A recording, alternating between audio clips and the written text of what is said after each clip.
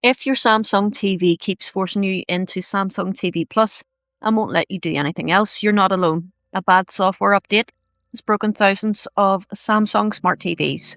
The support queue hit nearly 2,000 people, but there's a fix you can do right now.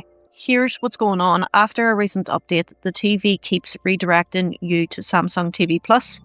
You get one or two button presses on the home screen, then it freezes and boots you straight back. Factory resets don't fix it, unplugging doesn't fix it. Samsung has confirmed they know about the problem. The quickest fix is this. Go to settings, then all settings, then advanced features, then start screen option. Turn off Autorun Samsung TV Plus. That stops the app from hijacking your home screen every time you try to do something. For a lot of people, that's all you need. If that doesn't work, try resetting the Smart Hub. Go to Settings, Support, Device Care, then Reset Smart Hub. Here's the important bit, don't log back into your Samsung account after the reset.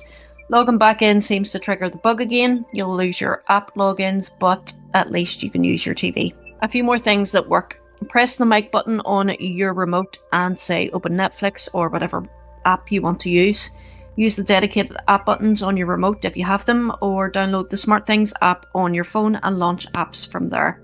Some people say it fixed itself overnight when Samsung pushed a server-side update. Has this happened to your Samsung TV? Let me know in the comments.